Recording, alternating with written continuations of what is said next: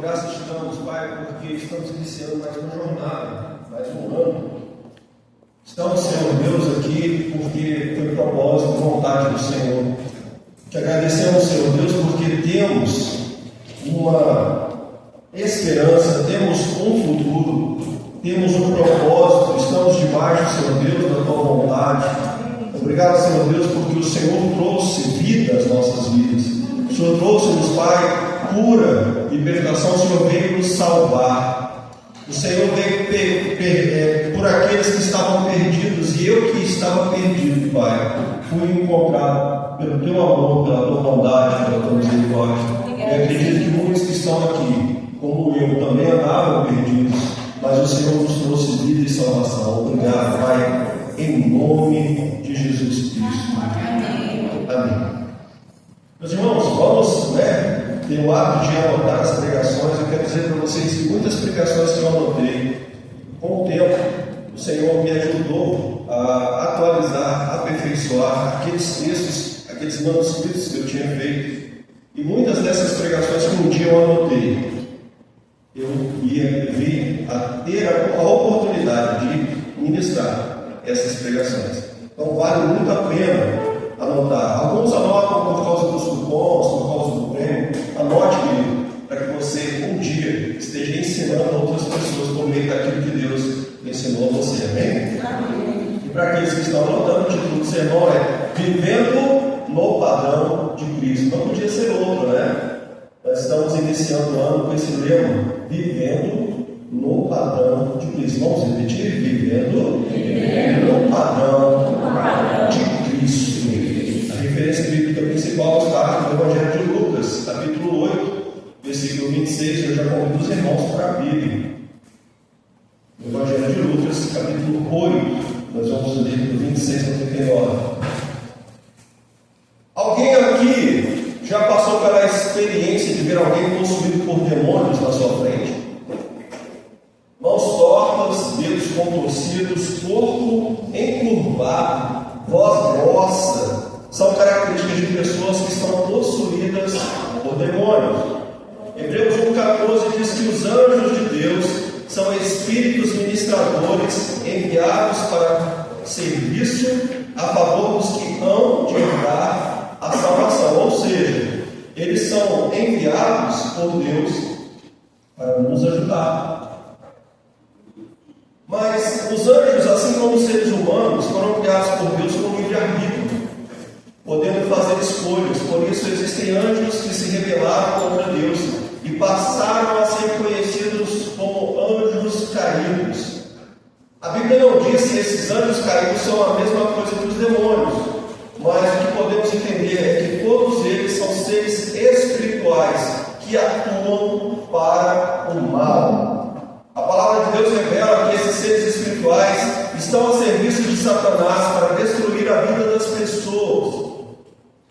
Eles são perversos, sujos, manipuladores e, para piorar, a Bíblia diz que estão ao nosso derredor procurando uma brecha para nos atacar. E quando eles encontram essa brecha ou alguma legalidade, o estrago é terrível. Os nomes de demônios variam dependendo da religião e da cultura na qual eles se inserem. Alguns dos nomes mais famosos que a gente ouve com certa frequência são Beelzebub, Leviatã, Asmodeus, o próprio Lúcifer. Mas conhecer os nomes dos demônios não vai nos ajudar a vencê-los. O que realmente precisamos saber é que debaixo do nome de Jesus Cristo estão todos eles. Porque o nome de Jesus Cristo está acima de todo principado, toda potestade, nome que está acima de todo nome. Então o importante não é conhecer o nome do demônio, é saber que debaixo do nome de Jesus eles têm que se prostrar. Diante da autoridade e do poder do nome de Jesus, eles têm que bater em retirada. Filipenses 2, versículos 5 a 11 diz assim: tenham entre vocês o mesmo modo de pensar de Cristo Jesus, que mesmo existindo na forma de Deus, não considerou o ser igual a Deus como algo que deveria ser retido a qualquer custo.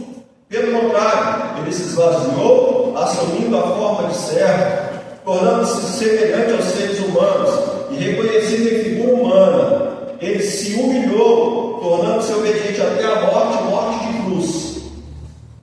Por isso, também Deus o exaltou sobremaneira e lhe deu o nome que está acima de todo nome, para que ao nome de Jesus Cristo se dobre todo joelho nos céus, na terra e debaixo da terra, e toda língua confesse que Jesus Cristo é o Senhor, para a glória de Deus Pai. Amém. Glória a Deus. Precisamos saber sobre os anjos caídos é que Jesus tem toda a autoridade e todo o poder nos céus e na terra sobre todos eles. Amém? Muitas pessoas não acreditam em possessões demoníacas porque acham que se trata de um teatro para chamar a atenção. Mas será que isso realmente é verdade? Seria possível alguém conversar com um demônio frente a frente? Seria possível que um espírito maligno entrasse dentro de um animal? Hoje nós vamos analisar um caso extraordinário de um homem que era severamente atormentado por demônios até o dia que teve o encontro com Jesus Cristo. Leitura do texto de Lucas 8, 26 e 39. O versículo é extenso. Gostaria que todos pudessem acompanhar. Versículo 26. Jesus e os discípulos chegaram à região de Gerasa, no lado leste do lago da Galileia. Assim que Jesus saiu do barco, um homem daquela cidade foi encontrar-se com ele. Esse homem estava dominado por demônios. Fazia muito tempo que ele andava sem roupas e não morava numa casa, mas vivia nos túmulos do cemitério.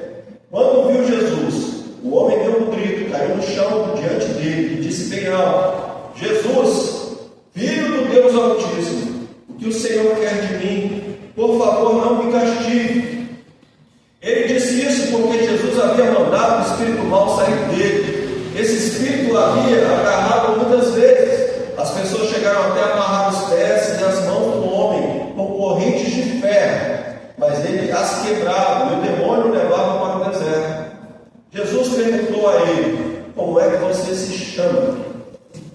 O meu nome é Multidão, respondeu ele. Ele disse isso porque muitos demônios tinham entrado nele. Aí os demônios começaram a pedir com insistência a Jesus que não os mandasse para o abismo.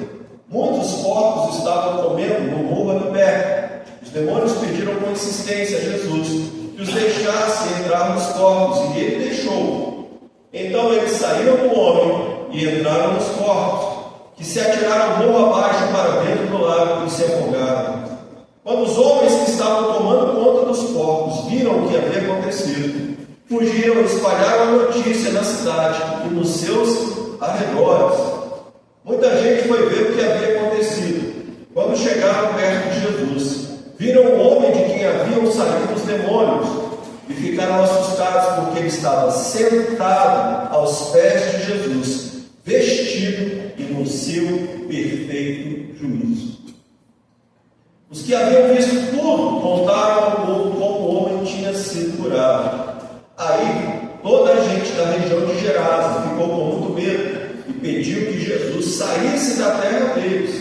Então Jesus subiu no barco e foi embora. E o homem de quem os demônios tinham saído implorou a Jesus: me deixe ir com o Senhor. Mas Jesus mandou embora dizendo: volte para casa e conte o que Deus fez por você. Então o homem foi pela cidade, contando o que Jesus tinha feito por ele. Deus, olha a Deus. Meus queridos, eu quero convidar vocês para que nós possamos analisar 3 momentos da vida deste homem e, ao final, fazer uma reflexão. Não sabemos nem ao menos o nome deste homem que vivia possuído por uma multidão de demônios, apenas que ele era gerazeno ou gadareno, dependendo do evangelho. Mateus relata que essa libertação ocorreu na terra dos gadarenos. Entretanto, Marcos e Lucas dizem que foi na terra dos gesarenos. Daí, tanto faz falar que ele era gadareno ou gesareno, a história é a mesma. Então eu quero convidar os irmãos para que nós possamos analisar 3 momentos da vida deste homem. O primeiro momento, um homem perdido. Repita comigo, por favor.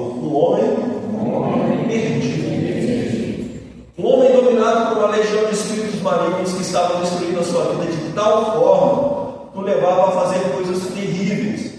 Aquele homem vivia atormentado por uma legião de espíritos imundos que o faziam andar sem roupas, inclusive quando o levavam para o deserto.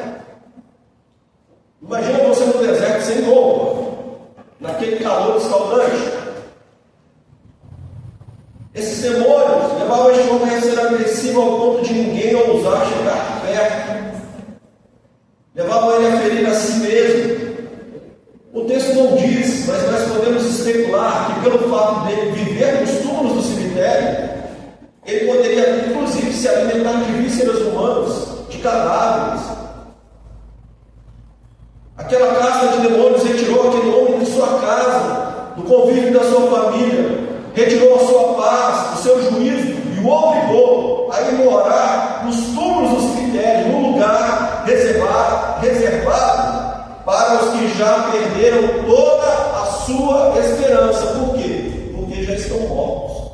Porque enquanto há vida, há esperança. Ele era um homem completamente perdido. Era um motivo de vergonha para sua família, que há muito já o havia abandonado à própria sorte. E essa é a situação de muitas pessoas que, assim como aquele gadareno ou Jezareno, estão perdidas, sofrendo abandono e solidão, vivendo como mortos-vivos, levando uma vida vazia, sem alegria, sem paz, sem propósito. Essa era a situação daquele homem antes de ser encontrado por Jesus Cristo. Uma vida vazia, sem esperança e sem futuro. Por isso, aqueles demônios encontraram um lugar para morar. Aqueles demônios ficavam vagueando pela terra porque eles foram expulsos do seu lar celestial.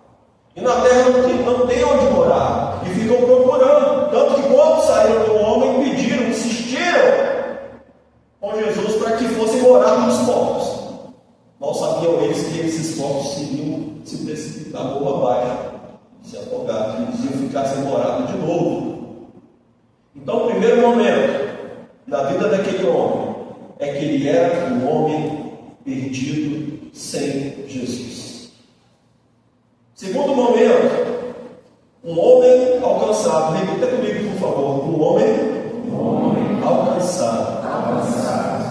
Aquele homem estava afastado de todos, da sua família e do convívio social. Literalmente, ele estava vivendo o seu inferno pessoal, completamente sozinho, isolado, abandonado.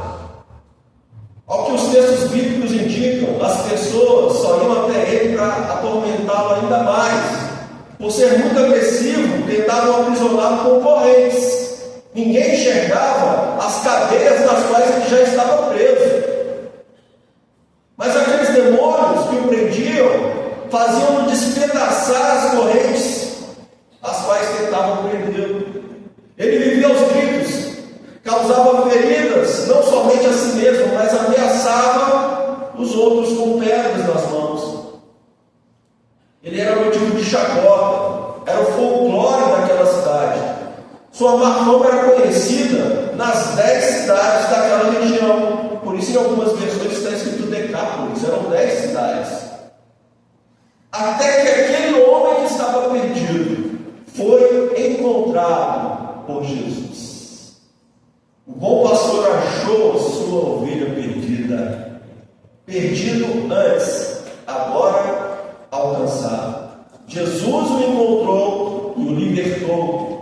Só Jesus pode alcançar e salvar o perdido. E nessa noite, Ele veio ao nosso encontro. Ele veio ao seu encontro. Diga para quem está perto de você, do seu lado: Jesus, essa noite, veio ao seu encontro para te salvar. Amém? Jesus disse: eu vim buscar e salvar o perdido. Lucas 19:10. Esse foi e ainda é o seu compromisso. Ele veio não para os sãos, mas para os que estão perdidos. Aquele homem estava preso em algemas que aprisionavam não somente o seu corpo, mas também a sua alma. Mas Jesus atravessou o mar da Galileia. Os irmãos lembram quem estava aqui no dia 31, no passagem de ano? Eu falei sobre as tempestades. Jesus tinha entrado naquele barco, atravessou aquele lago, aquela tempestade, para ir ao encontro deste homem aqui. Desceu do barco, tão logo desceu, foi abordado por este homem. Aconteceu tudo o que aconteceu.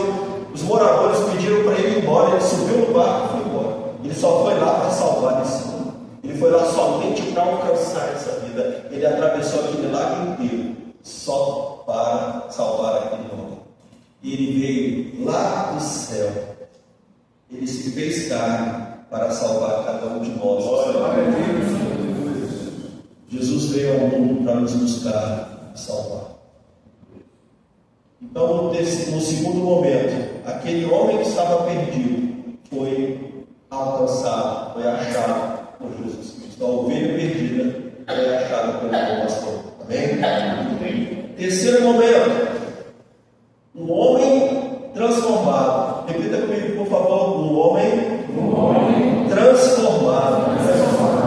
Jesus tem o poder, tem todo o poder e toda a autoridade nos céus e na terra. Jesus disse aos seus discípulos: toda a autoridade me foi dada no céu e na terra. Mateus 28, 18. Diante de Jesus, aquela legião de espíritos imundos se prostrou no chão e disse bem alto: Jesus, Filho do Deus Altíssimo, o que o Senhor quer de mim? Por favor, não me castigue. Aqueles demônios sabiam diante de quem eles estavam. Na versão que está em Mateus, no capítulo 8, de 28 a 34, eles perguntam: por que vieste aqui para nos atormentar antes do devido tempo? Eles achavam que já havia chegado o tempo do fim. Eles achavam que já estavam destinados ao inferno, ao lago de fogo. Apocalipse 20:10 diz que no fim dos tempos, Satanás e seus demônios serão lançados no lago de fogo, onde sofrerão o castigo eterno.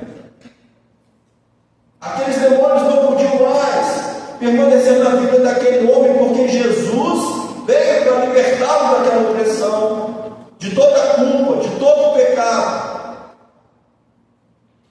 O Filho de Deus veio até nós para nos libertar de todas as correntes que nos prendiam, de todas as cadeias que nos impediam de sermos verdadeiramente livres no corpo, na alma e no espírito. Perante Jesus, o status quo daquele gadareno foi transformado.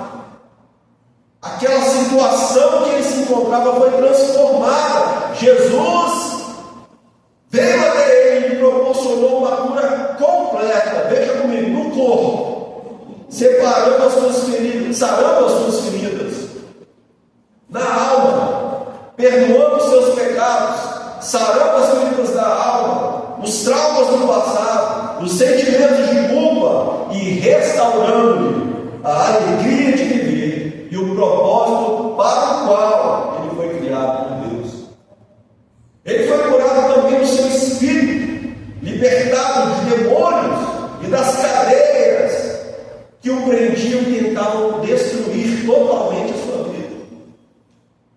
Depois de ter sido encontrado por Jesus, aquele homem mudou completamente. Ele não estava mais gritando, ameaçando, agredindo as pessoas. Imagine o alvoroço que Jesus provocou naquele dia.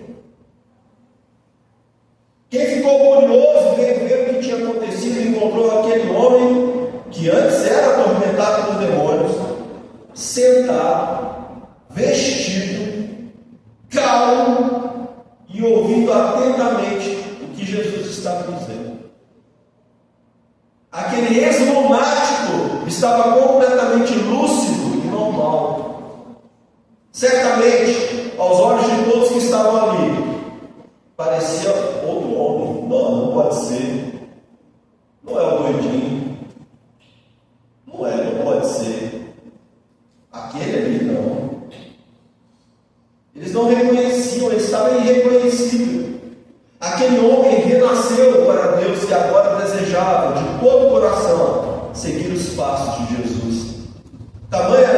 vontade de estar com o Senhor, que ele pediu a Jesus para acompanhá-lo por onde ele fosse.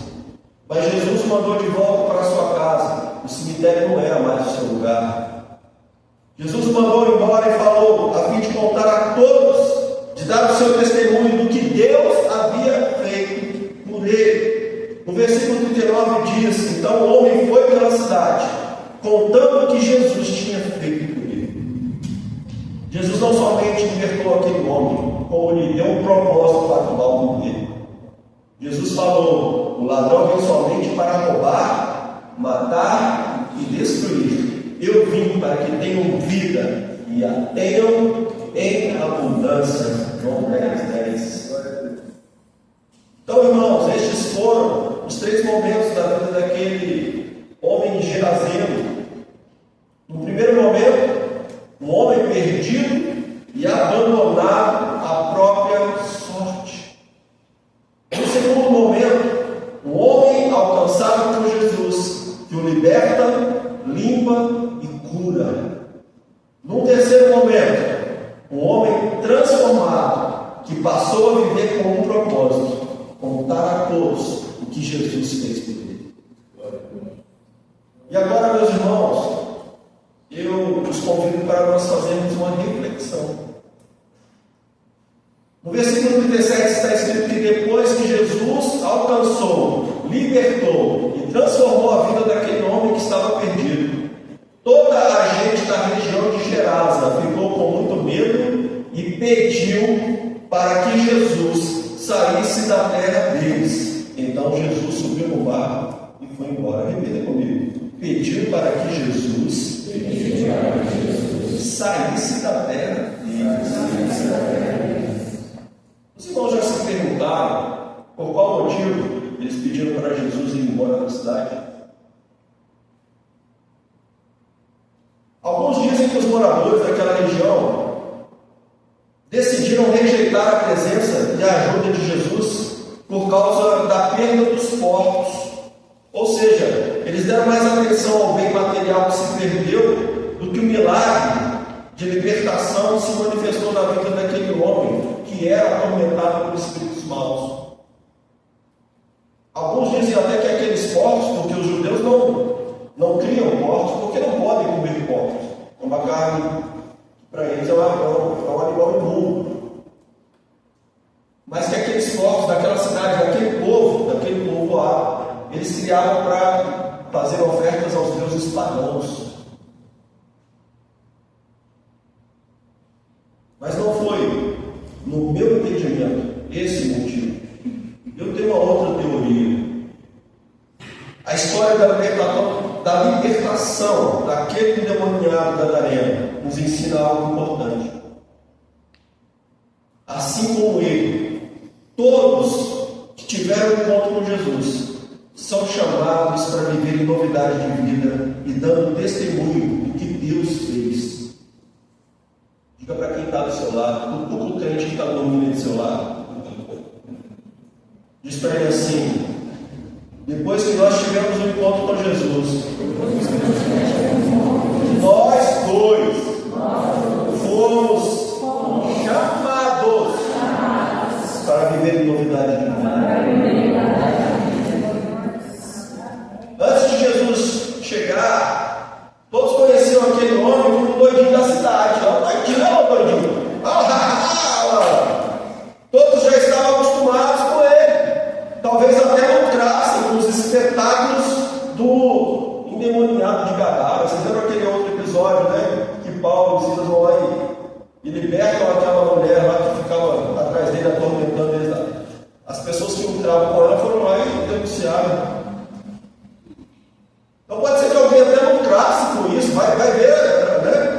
Fazia até um turismo na cidade lá. Vamos lá passar em Gerasa para conhecer aquele doidinho que todo mundo fala. No começo pode até ser que alguns se escandalizavam com o que ele fazia para chamar a atenção. Ele andava nu. Ele se feria com pedras. Ele vivia no cemitério. Quem gosta de ir no cemitério?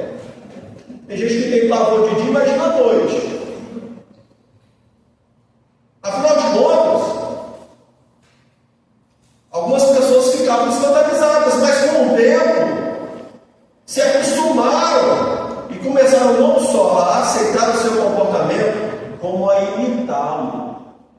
Como assim, pastor? Sim, irmãos. Sim, no relato de Mateus 8, pode ler, Mateus 8, 28 a 34, são citados 2 endemoniados, não apenas um, como nos evangelhos de Lucas e Marcos. Afinal de contas, quem garante que aquele outro não foi lá também para imitar e acabou ficando por lá também? Aquele homem chamava a atenção de todos que passavam por ali. Ele era parte do folclore local. Ele ficou famoso. Se tivesse Instagram naquela época, mesmo demonstrando que estava descontrolado, fazendo coisas terríveis, com certeza aquele homem teria não somente fãs, como imitadores. Se fosse nos dias de hoje, o endemoniado de Gadara teria seguidores e receberia várias curtidas. Isso é o que está acontecendo com a sociedade atual. O que há alguns anos seria visto como desvio de comportamento ou motivo de tratamento psicológico, hoje está sendo aceito como normal por uma grande parte da sociedade. Essas e outras milhares de pessoas têm feito coisas inacreditáveis para chamar a atenção para si mesmas. Há alguns anos, nós começamos a achar engraçado. Muitos aqui riram, acharam engraçado. É o que muitos faziam há anos atrás. Hoje, já está sendo aceito. E daqui um pouquinho mesmo, está sendo obrigatório ser assim. Você vai ter que escolher. O que pode libertá-los é um encontro pessoal com Jesus Cristo, porque na verdade elas estão tão perdidas quanto aquele gadareno. E somente o encontro com Jesus e com a sua palavra pode trazer libertação e transformação para essas vidas. Mas como é que eles vão crer? Como é que eles vão ouvir? Como é que eles vão ser libertos? Se não há quem se posicione, se não há quem vá lá e fale a verdade, com amor para eles. Uma verdade que liberta. E o que isso tem a ver com o fato da população de Gerasa ter insistido para Jesus ir embora? É que antes de Jesus chegar àquela cidade, as pessoas se sentiam confortáveis com o padrão de vida comportamental que levavam. Como assim? As manifestações exóticas daquele endemoniado já faziam parte do dia a dia daquela sociedade pagã de Gerasa. Isso porque eles estavam conscientes dos seus pecados, mas toda vez que eles eram confrontados com a sua verdade, eles se comparavam com aquele endemoniado e se sentiam aliviados. Porque pelo menos eu não estou no padrão de loucura dele.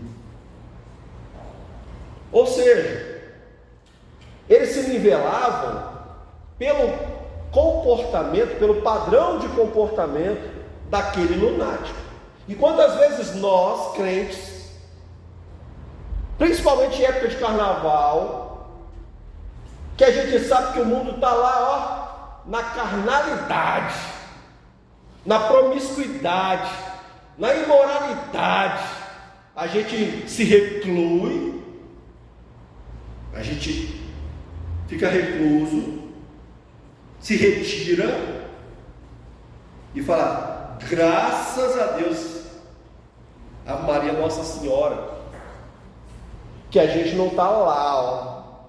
Graças a Deus, o Senhor me libertou disso aí.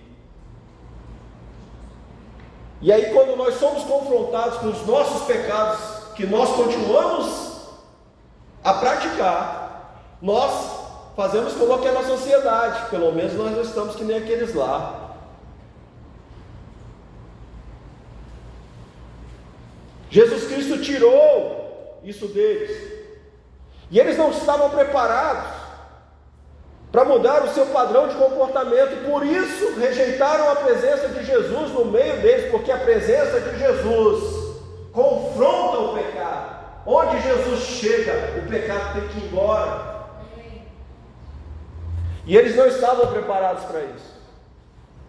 Assim como quando nós fazemos o convite para você confessar Jesus como o Senhor e Salvador da sua vida, quantas vezes você ouviu esse convite e você não se sentiu preparado? Eu não estou preparado para mudar o meu padrão de comportamento, porque eu sei que Jesus vai confrontar o meu jeito de ser.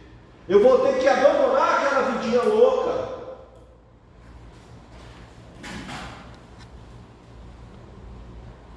E é o que nós estamos nos acostumando a fazer o tempo todo. Nós temos consciência dos nossos pecados, mas quando nós olhamos para o comportamento das pessoas que ainda não foram encontradas por Jesus Cristo, nós nos sentimos aliviados e acomodados a continuar pecando. Daí a crente pensa assim: eu não consigo controlar a língua, eu xingo o tempo todo, eu murmuro, eu faço intriga, eu falo o que vem na telha, mas pelo menos eu não sou fofoqueira, que nem algumas pessoas que eu conheço. Daí o crente imagina assim: eu não consigo parar de assistir filmes pornográficos e de me masturbar mesmo sendo casado, mas pelo menos eu não sou adúltero como certos caras lá do meu trabalho, eu não traio a minha esposa. E eu quero dizer para você: acorda, crente. Quem te falou que a nossa referência são as pessoas que nós conhecemos? Quem é que falou que o nosso referencial, que o nosso padrão é alguém que está lá no mundo? O nosso padrão é Jesus Cristo. E aí, quando nós nos comparamos com o padrão correto, que é Jesus, aí a gente vê o quanto está devendo.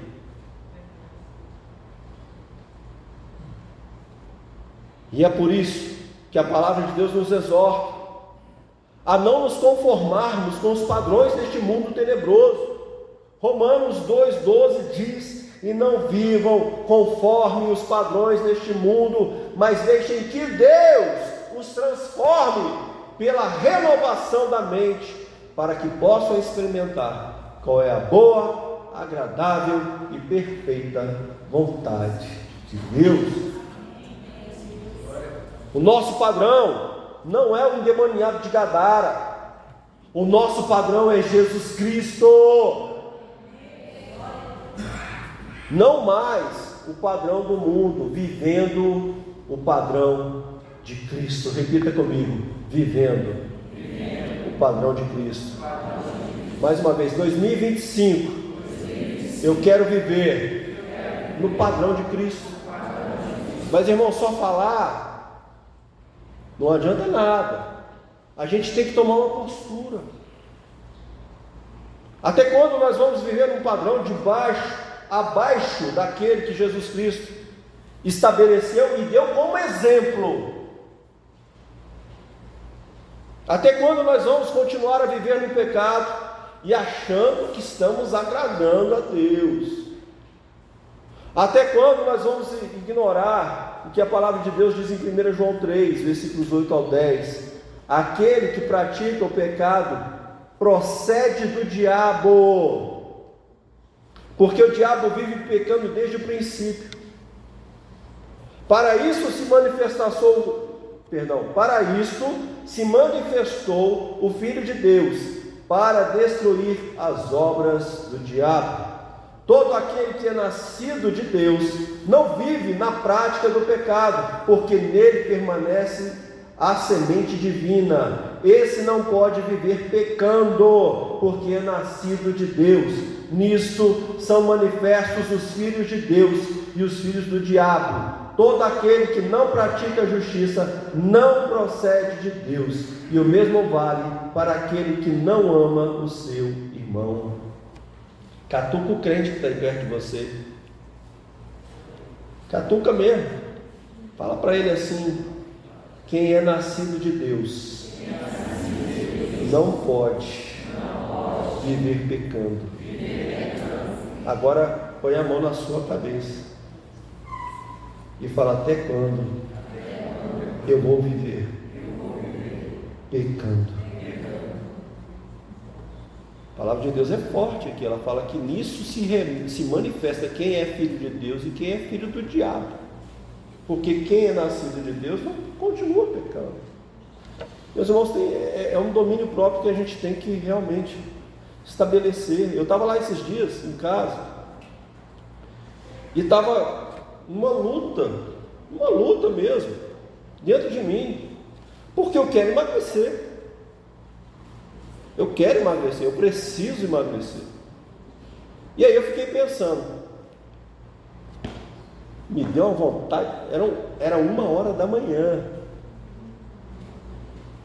me deu uma vontade de comer uma pipoca. E eu virei para minha mulher, pensando assim: minha mulher vai me ajudar. Minha mulher, você não sabe, eu estou aqui me martirizando. Eu estou querendo emagrecer e estou pensando na danada da pipoca. Ela: eu te apoio, vai lá.